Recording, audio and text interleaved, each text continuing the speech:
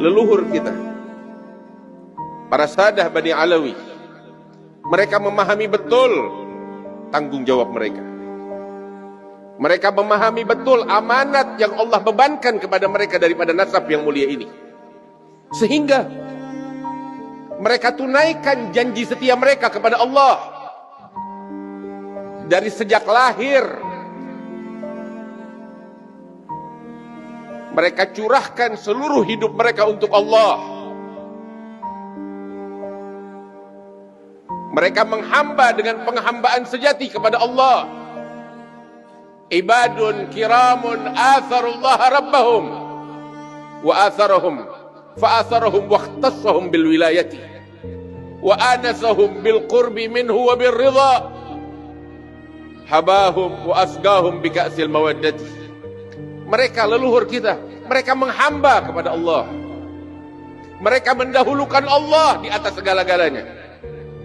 Sehingga Allah memprioritaskan mereka di atas sekalian makhluknya.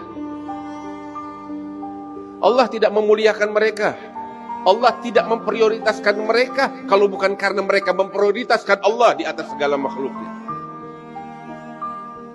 Ikhwani, hadirin yang dimuliakan Allah Subhanahu wa ta'ala, mari tuntut diri kita untuk menempuh jalan yang dahulu ditempuh oleh leluhur kita, para aulia, para salihin.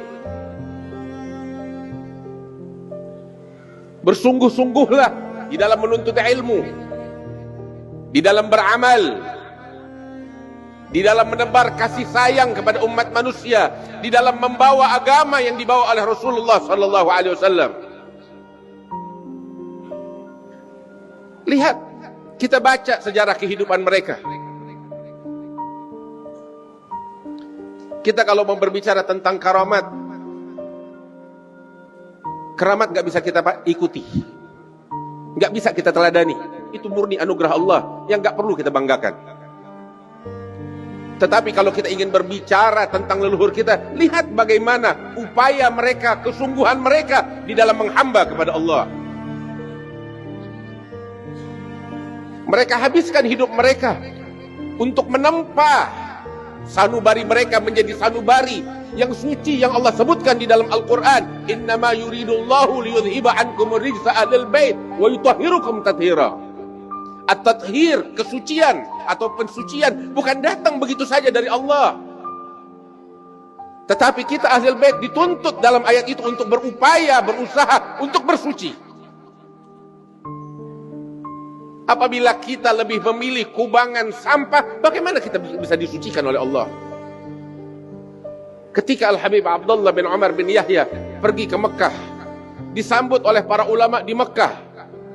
Mereka bertanya kepada Abdullah bin Umar, wahai Habib Abdullah bin Umar, bagaimana keadaan guru kami Abdullah bin Husain bin Tahir wal Habib Tahir bin Husain bin Tahir?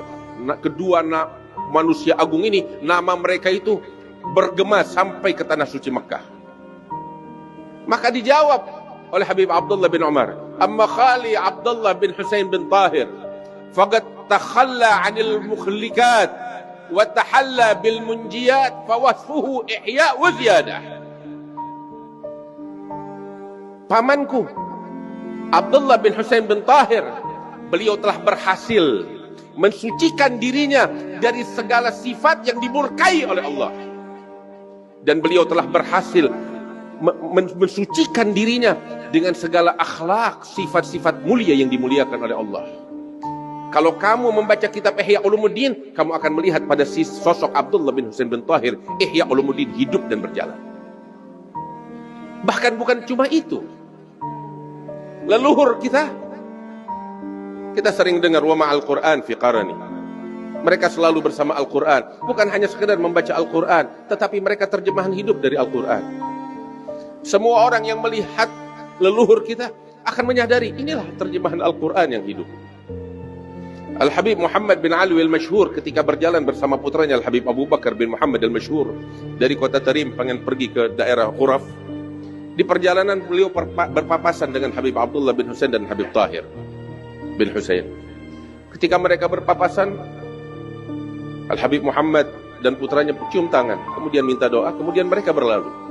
Saat Al-Habib Abdullah dan Habib Tahir berlalu menuju kota Tarim, Al-Habib Muhammad bin Ali al-Masyhur bilang kepada anaknya, "Ya waladi, wahai putraku, katakan kepada ayah, siapa kedua orang ini?"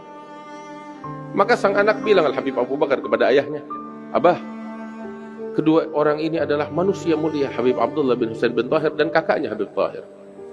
Maka sang ayah menjewer kuping anaknya dengan keras, "Ya waladi, katakan kepada ayah, siapa mereka?" Sang anak bilang, "Abah, saya tahu. Tadi saya katakan ini Abdullah bin Husain dan Habib Tahir." Dijewer 2 kali hingga 3 kali.